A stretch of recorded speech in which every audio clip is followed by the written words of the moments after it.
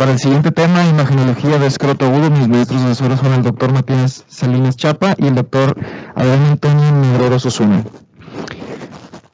Para comenzar tenemos varios objetivos. Vamos a hacer una pequeña revisión de la anatomía del escroto y vamos a conocer las patologías del escroto agudo. Entre ellas vamos a hablar de torsión, infarto, trauma y epididimitis y de algunas complicaciones de esta, como son el absceso, el piocele y la gangrena de Fournier. Una descripción anatómica, yéndonos de manera cefalocaudal, empezando por el cordón espermático. Tenemos que es una estructura que actúa como soporte y estructura en sí. Está construido por un tejido laxo que forma dos capas, que son la fascia espermática externa y la fascia espermática interna. Es importante esto porque el contenido que llevan son lo que es el paquete vascular, que son las arterias testiculares, el conducto deferente, la arteria cremastérica, y al contrario lo que es el paquete venoso, que son las venas cremastérica, el plexo pampiriforme, lleva también lo que son los vasos linfáticos y el nervio genitofemoral, y obviamente pues el testículo. Se ve ahí. A ver. ¿Se ve ahí el láser?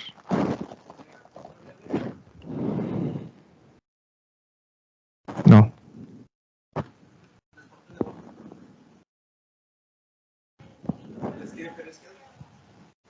¿Ese? Ah, aquí está. Ya se ve como... Ajá. No tengo. ¿No flecha? ¿No? No tienes láser. No tengo láser aquí. No entiendes. Vas a tener que hacer esto.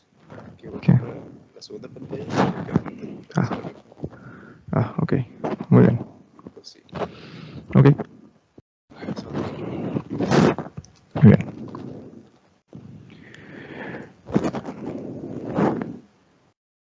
Para esto vamos a tener lo que es el conducto deferente. Podemos observar que se encuentra en la posición inferior y posterior a lo que es el testículo. Y es un pequeño conducto que está formado por tejido de fibras de músculo liso con tejido fibroso que lleva a lo que es el punto de unión entre la vesícula seminal y el conducto eyaculador. ¿Dónde está mi puntero? ¿Sí sale? Ah, aquí está. Después de esto vamos a continuar con lo que es la irrigación, muy importante para las patologías de las que vamos a hablar. Tenemos siempre como arteria principal lo que es la arteria testicular, llamada también antes espermática interna, que es esta larga de aquí. Tenemos la arteria del conducto deferente y por último la arteria cremastérica, también llamada espermática externa. La irrigación nerviosa también es por la rama genital del nervio genitofemoral. Por otra parte, lo que es el plexo venoso pampiriforme es una unión de varias venas que son las del testículo, el epidídimo y el conducto espermático. Lo importante hacer de esto es que la derecha, que se une en la parte de arriba, desemboca a nivel de la vena cava inferior en la parte renal y la izquierda desemboca en la vena renal del lado izquierdo. Al momento de hacer plexo pampiriforme pasa por el conducto inguinal transformándose en la vena espermática interna y al pasar por la vena inguinal proximal esta se transforma en la vena testicular.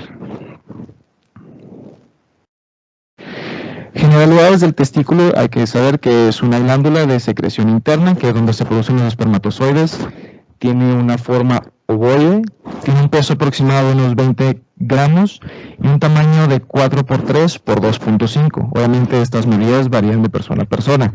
Podemos observar aquí en la parte que está cubierto, en su parte supero anterior, lo que es la túnica vaginal, que esto tiene una cantidad de líquido suficiente para separarlo de la pared del escroto para que se pueda mover libremente, y esto es lo que le da el característico color azul, blanco azulado. También tenemos lo que es la parte densa, que es la túnica albuginea, que es la capa más superficial del testículo, que es esta de aquí. La irrigación del testículo está dada por la arteria testicular, que es una rama de la aorta abdominal, y la sangre se regresa aquí a través de lo que es el plexo pampiriforme.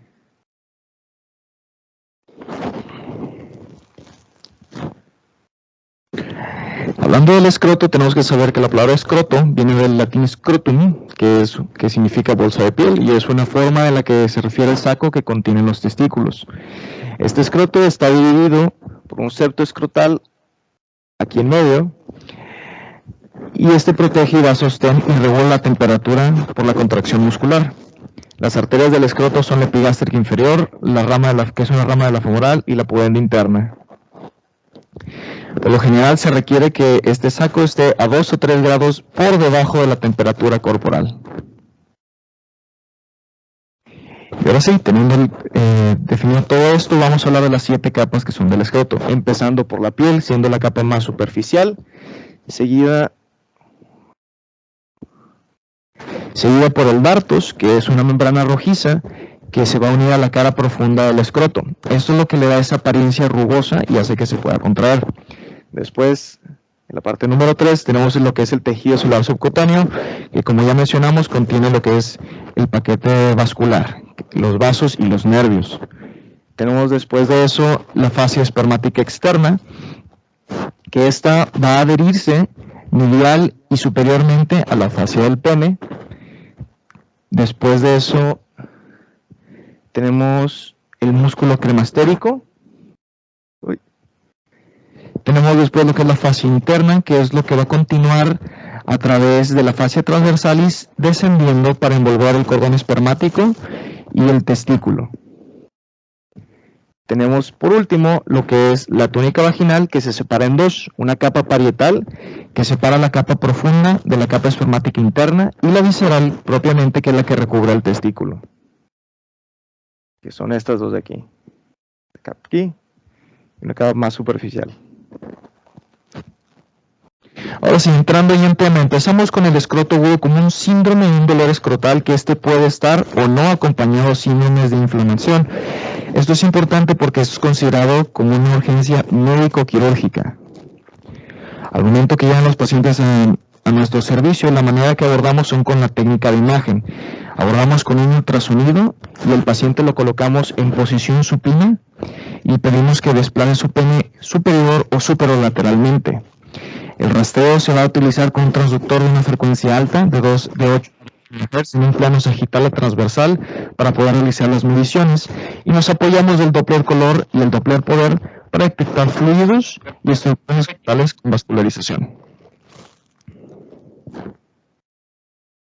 Procediendo a lo que es la imagen, tenemos que saber lo que es la normalidad.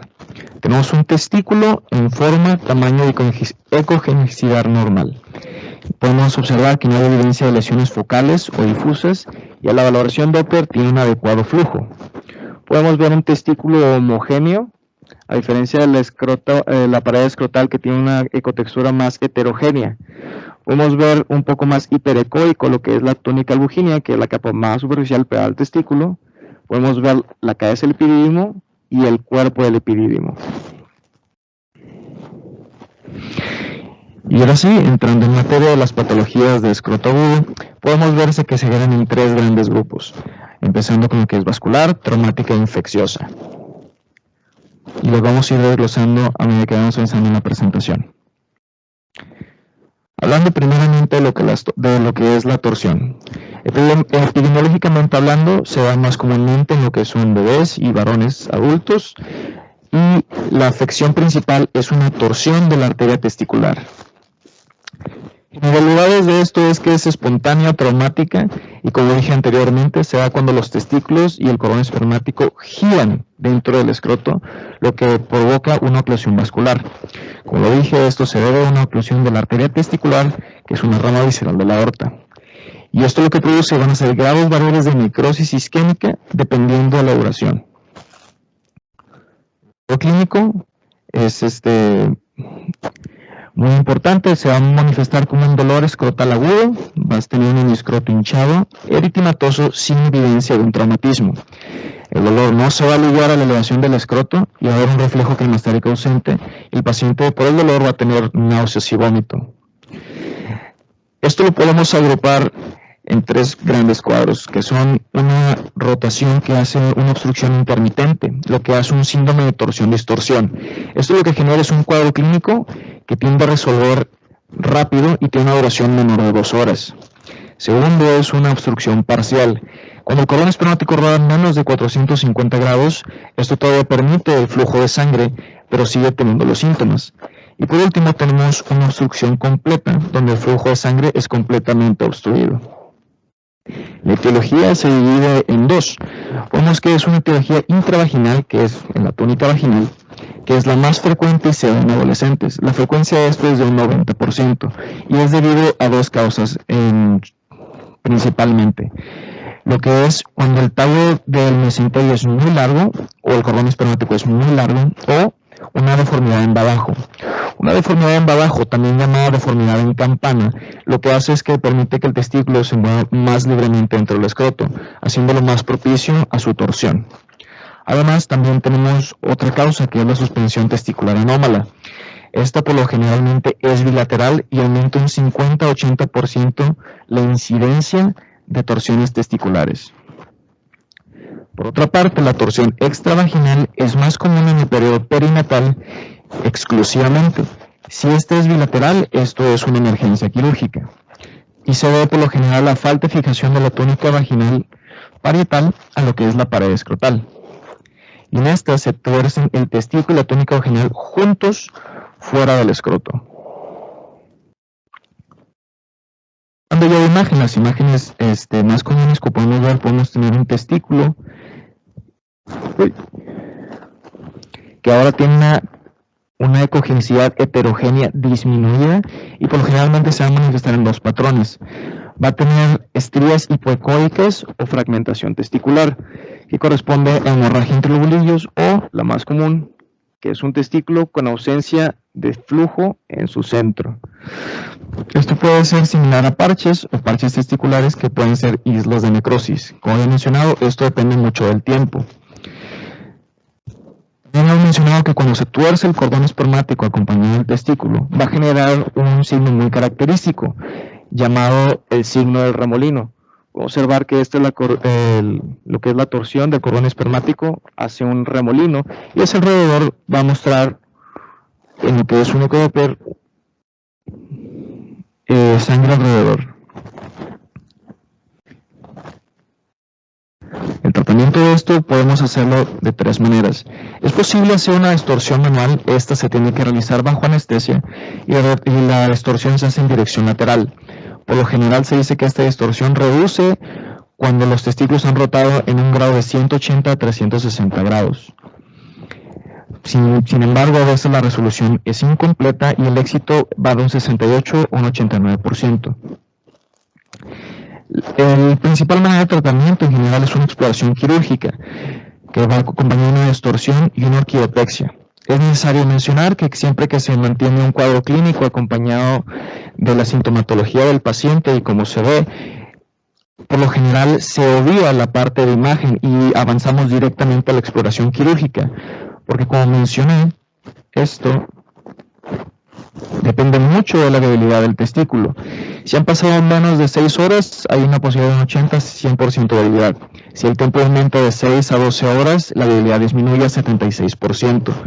De 2 a 24 horas deja de considerarse una emergencia y hay que considerarse que el testículo ya no es viable. Y más de 24 horas la debilidad es cercana a 0 o si no 0. En ese caso se hace una orquiectomía para extraer ese testículo. La segunda parte que puede ser una torsión es la torsión del apéndice testicular, que esta es la causa más frecuente de escroto agudo en pacientes pediátricos. Un apéndice testicular es un vestigio de remanente de apéndice mesofrénico y paramesogénico que está vascularizado y corre a lo largo del testículo. La clínica va a ser muy similar a la de escroto agudo, sin embargo, un punto clave es aquí que se hace un nódulo pequeño y firme que se palpa en la cara superior del testículo. Como pueden observar aquí, tiene una tonación azulado y se le dice punto azul.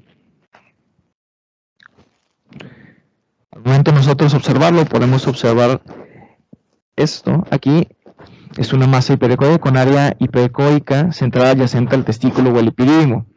Podemos ver que puede tener un hidrocele reactivo, hay un engrosamiento de la piel y hay una hiperemia periférica que se puede mostrar aquí.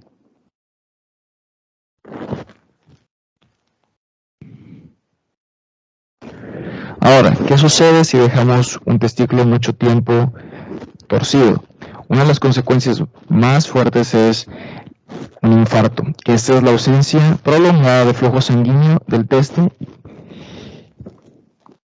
El cuadro clínico es el mismo de la torsión, más que todo es una consecuencia en relación al tiempo. Y la etiología se puede clasificar de dos maneras: si es segmental, que es resultante de embolización o trombosis, o si es global, que es la que es más asociada a la torsión, que esta es un poco más rara. De los que son segmental tenemos que hay enfermedades como orquitis, enfermedades de células falciformes, cuando hay trauma, vasculitis o cirugía pélvica. Y la global abarca la torsión testicular, la epididimia, orquitis, la iatrogenia y la traumática. En estudios de imagen con ultrasonido, la que es segmental, podemos observar regiones focales hipoecoicas en el testículo de forma de cuña o redondeadas, y al momento de aplicarles Doppler, estas no tienen flujo. Y cuando es global, podemos ver un testículo reducido en tamaño que tiene regiones hipoecoicas que pueden ser por hemorragia o fibrosis. El Doppler color, como mencionamos antes, está ausente o disminuido. Sin embargo, el flujo del epidídimo se puede conservar.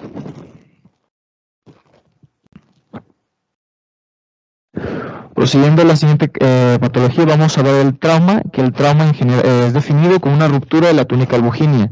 Eso se puede manifestar como una extrusión de los túbulos seminíferos en el saco escrotal o una colección de sangre en la túnica vaginalis o pared escrotal. A pesar de que el trauma es muy aparatoso, en realidad esto ocurre en menos del 1% de todas las lesiones que vamos a describir, y la mayoría se da entre varones de 10 a 30 años.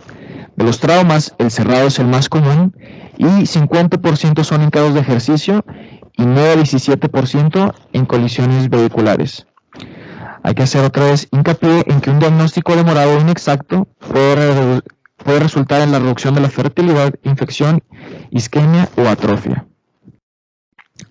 Al momento de visualizarlos en el ultrasonido, podemos separarlos de varias maneras. Cuando el hematoma es intercapsular, quiere decir que la lesión es en la túnica albuginea y el parénquima testicular. A escala de grises podemos observar que hay áreas hipoecoicas dentro del testículo. Sin embargo, al momento de aplicar Doppler color podemos ver que hay vascularidad excepto en esa área que tiene la lesión. Observar que aquí está la vascularización, sin embargo en esta área está completamente avascular. Por otro lado, cuando es un hematoma extracapsular, la lesión en general es en la pared escrotal, el cordón espermático o la túnica vaginal. A escala de grises podemos observar el gran hematoma que se forma en la pared escrotal. Podemos ver que hay un engrosamiento focal de la pared, la colección líquida, y el Doppler color no va a tener vascularidad. Esta área no tiene color, pero esta sí, que es la que todavía tiene vascularidad. Hablando de traumas de característica penetrante, estas son por lo general por heridas por arma de fuego, que es la causa más común, y al momento de observarlos en ultrasonido podemos encontrar fragmentos de bala o cuerpos extraños, y hay que valorar rápidamente lesiones vasculares, y obviamente por el mismo impacto vamos a encontrar hematomas intratesticulares y acumulación de sangre escrotal. Procediendo a lo que es la fractura, la fractura, a diferencia de lo que son los hematomas, son líneas hipoecoicas extendidas a lo largo del parénquima testicular. Vamos a ver cómo la línea se empieza a formar a partir de aquí. Y esta, a diferencia de la otra, sí va a tener una vascularidad normal, excepto en el área de fractura. Vamos a observar cómo la vascularidad está en el resto del testículo, sin embargo la fractura que está aquí no tiene flujo vascular. Aparte, la ruptura es una hemorragia y extrusión del contenido testicular al saco escrotal. A escala de grises podemos ver una ecotextura heterogénea con líquido hemático alrededor, que viene haciendo esta estructura, y el líquido hemático que se forma aquí.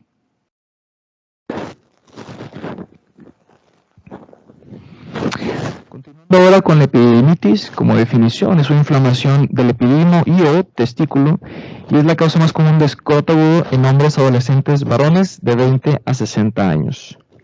El cuadro clínico varía un poco del escroto agudo, puesto que este tiene hinchazón escrotal, eritema, fiebre, disuria, y aquí está el signo de Fren positivo. Quiere decir que hay alivio al momento de elevar lo que es el saco escrotal. Esto va a también tener piuria en el 95% de los casos, y al momento de hacer laboratorios de gabinete podemos encontrar que tiene un higo patológico. Y aquí lo vamos a clasificar en base a la edad, teniendo pediátricos como causa una infección viral, prepúberes, bacterias coraliformes, y hombres sexualmente activos, infecciones por clamidia o Neisseria gonorrea.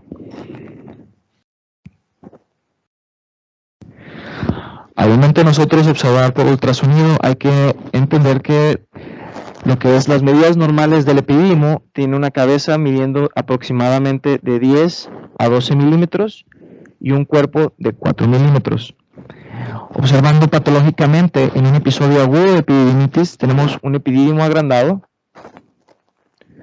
con disminución de la ecogenicidad, ecotextura heterogénea, gruesa debido al edema y la hemorragia, y cuando es crónico podemos encontrar el epididimo agrandado y epericoico. Podemos observar también el aumento, como mencioné antes, del tamaño del epididimo focal o global. Podemos encontrar también un hidrocele reactivo con edema cutáneo, y el Doppler va a tener hipervascularización anormal del cuerpo y cola del epididimo. Y puede estar o no aumentada la vascularización del testículo también. El tratamiento se divide en no farmacológico y farmacológico. De la manera no farmacológica se indica un reposo de la actividad física por 7 a 14 días, hielo local o compresas frías, y elevación con suspensorio de 7 a 14 días también. Siendo una causa infecciosa la causa de la epididimitis, podemos encontrar un tratamiento farmacológico como primera línea con ceftriaxona más doxiciclina, en segunda opción levofloxacina, y en casos de resistencia amoxicilina. Como hemos mencionado, consecuencias de la epididimitis, podemos encontrar el absceso, que es una enfermedad poco frecuente, que es una complicación en casos avanzados. Esto se da por microorganismos, en mayor frecuencia la E. coli, que se pueden diseminar de manera hematógena o por propagación del tracto urinario inferior, ya sea vejiga, próstata o uretra. Al momento de estudiarlos a manera de imagen, podemos observar áreas gruesas hipoecoicas que tienen paredes gruesas, que pueden llegar a tener lo que es una sombra posterior, o pueden tener una ecogenicidad alterada, por lo general dándole una estructura mixta, sólida o quística, que puede ser isoecoica al resto del testículo. También podemos encontrar una región focal de vascularidad alterada, una región avascular, y el epididimo agrandado e hipoecoico, como habíamos mencionado, con aumento de flujo Doppler color. Continuando con el piocele, podemos decir que esta es una colección de pus entre las capas de la túnica vaginalis, que al momento de observarlos en ultrasonido se manifiestan como colecciones de líquido que pueden tener septos, y en el líquido podemos observar debris. También podemos observar con aplicar ecocolor o ecopoder hiperemia periférica en relación al área que está con el líquido y con el debris. Observarlo de este lado y de este lado. Prosiguiendo con las siguientes patologías, la gangrena de Fournier es una fascitis necrotizante de los genitales externos, perineo y de región perianal. Podemos observar que las patologías asociadas, en primer lugar tenemos la diabetes y en segundo lugar el tabaquismo. Entre otras enfermedades que pueden ser factores de riesgo está la hipertensión, el alcoholismo crónico, obesidad y patología no rectal. La etiología es causada por una flora mixta de bacterias aerobias y anaerobias, y el cuadro clínico consiste en fiebre, dolor súbito, edema y eritema. Los que tenemos por ultrasonido se dividen en dos: en ultrasonido y en TAC. El ultrasonido no suele ser la primera línea de diagnóstico, sin embargo, al momento de usarlo podemos observar edema de la pared escrotal con gas en la pared escrotal proyectando esta sombra sucia, y en TAC, que es la primera línea, podemos ver cambios inflamatorios además de la presencia de gas, aquí más claramente visible.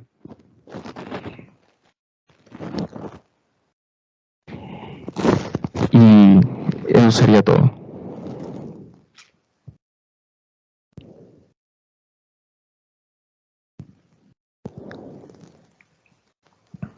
¿Alguna duda? Rápido.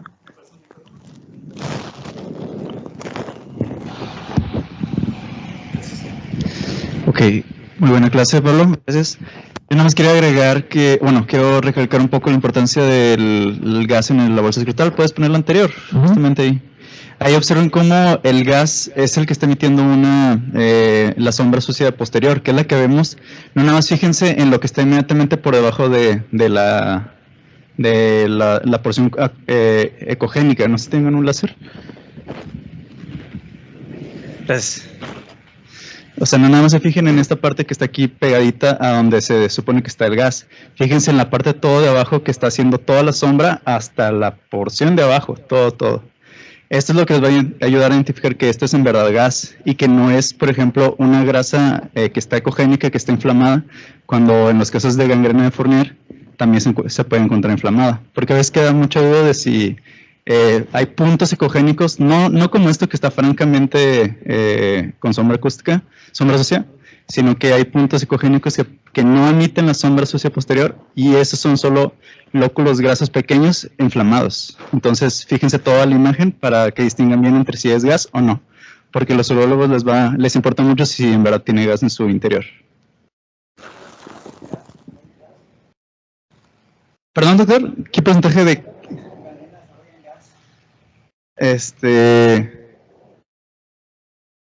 Pues tengo entendido que la definición de gangrena es para que tengan gas. Ok, 80-90. Gracias, doctor.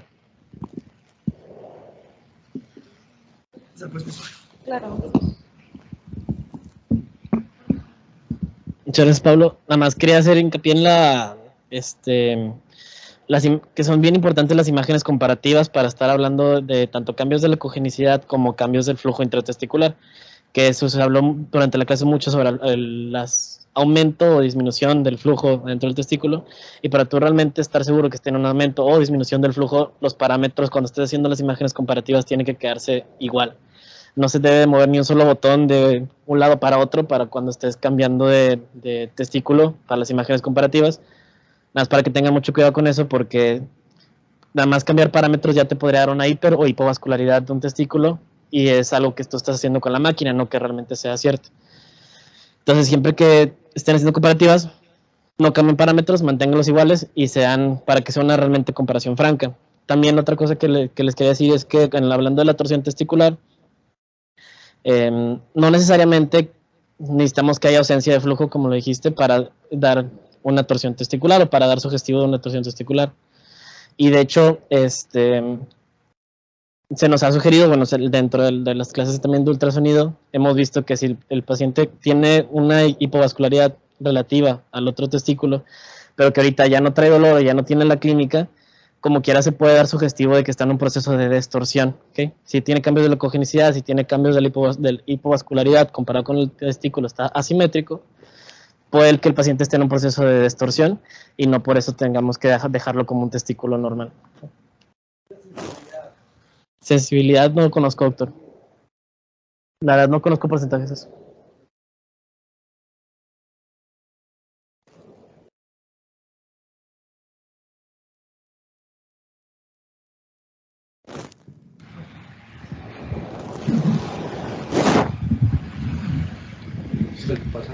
Para el doctor, si quiere. Doctor, ¿qué le pasa a mi doctor? ¿Cuál es la sensibilidad en especificidad del ultrasonido en el cuadro de dolor testicular agudo no traumático?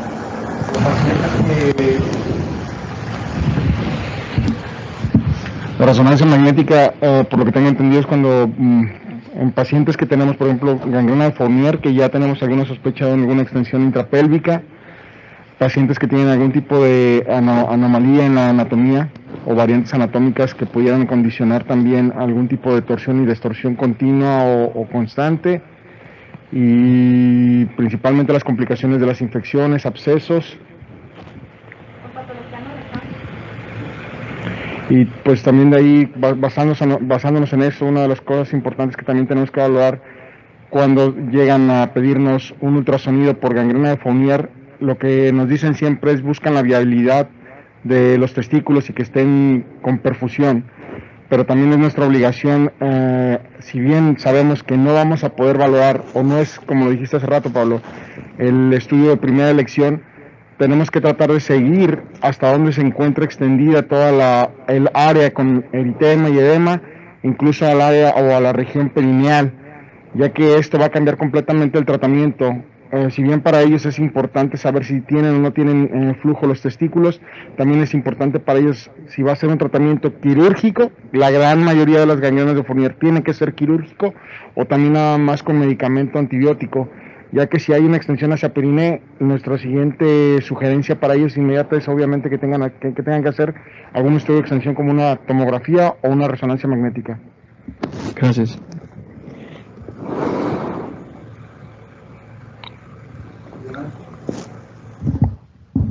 Sí, pues simplemente para valorar la morfología y el flujo de los testículos, para eso nos piden el ultrasonido.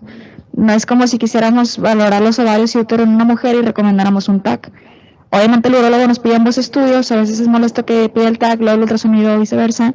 En realidad el TAC lo usan como planeación prequirúrgica para ver la extensión del gas, ver qué tanto van a debridar, como decía Lalo, pero el ultrasonido es para valorar en sí la morfología testicular, si tiene un proceso infeccioso intrínseco o bien para valorar el flujo. Entonces los dos estudios son complementarios y le apoyan mucho al diagnóstico y tratamiento del paciente. Entonces hay que apoyar a los urólogos en ese aspecto.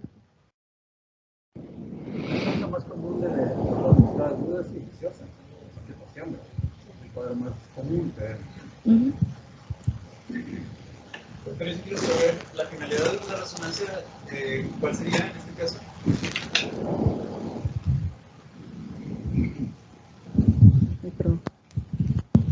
Sobre todo se utiliza cuando los ultrasonidos no nos da respuesta, o que hay una torsión y distorsión para ver la vascularidad del testículo. No está contrastado, obviamente.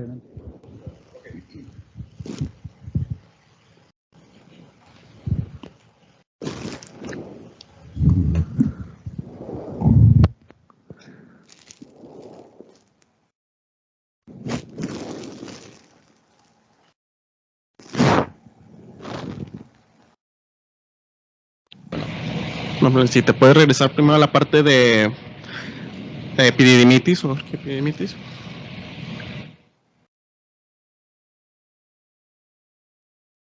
Ok, ahí estaba bien, la epididimitis. Bueno, para los cuadros de epididimitis hay que recordar que por la misma fisiopatología, que son generalmente van a ser pacientes jóvenes, por los patógenos que ya viste, que ya nos mencionaste en la clase, también nosotros generalmente en los protocolos lo que tratamos de sacar es la cabeza, cuerpo, y a veces, muchas veces obviamos o no la vemos la cola, y es importante cuando haya una sospecha de epididimitis, fijarnos y buscar intencionadamente la cola del epididimo, porque ahí muy probablemente en casos que vayan iniciando, comenzando, es donde se va a presentar antes de ir a cuerpo, antes de ir a cabeza y obviamente antes del testículo. Regresando también a la parte del apéndice,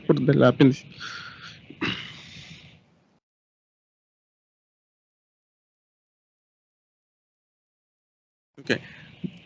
Dentro del apéndice testicular, también hay que recordar que estos son como remanentes de los conductos de Wolff. Entonces, por lo mismo, aunque la posición más común sea en el polo superior del testículo, no quiere decir que sea la única localización en la cual lo podemos encontrar. Lo podemos encontrar, sí, en el polo superior del testículo, lo podemos encontrar también en la cabeza del epidídimo y en cualquier parte del cordón del cordón. Entonces hay que buscar también intencionadamente, sobre todo en pacientes pediátricos, que es que va a ser de las principales causas de dolor agudo, dolor escrotal agudo en pacientes pediátricos, buscarlo intencionadamente. En adultos realmente pues no lo vamos a ver porque va a estar involucionado. Muchas veces vamos a poder ver una imagen ecogénica digamos en la bolsa escrotal, y muchas veces se desprende de la cabeza del testículo, del polo superior del testículo, perdón. También en los casos de torsiones lo podemos ver como un patrón clásico que es como de sal y pimienta, así lo describen muchas veces el apéndice testicular. Entonces hay que recordar buscarlo en todo el trayecto que sigue el testículo, que no es nada más la única posición en donde lo podemos encontrar. Gracias.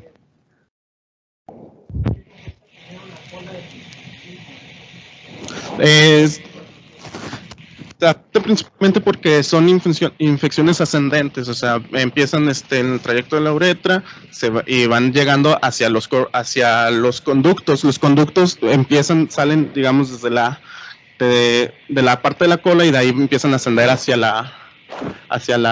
el conducto deferente, después uretra y posteriormente. Entonces, al ser infecciones ascendentes, pues siguen el trayecto contrario. Entonces van desde el conducto deferente, bajan a los conductos, llegan a la cola, posteriormente a la cuerpo y cabeza.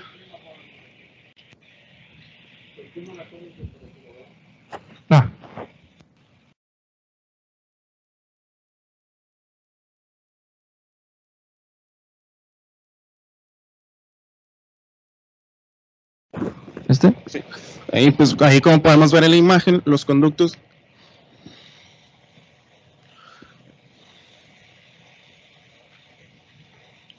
Ok, ahora sí, como podemos ver en la imagen, las infecciones del tracto genitourinario generalmente son ascendentes, entonces van a seguir este conducto, o sea, el conducto deferente, que prácticamente proviene de la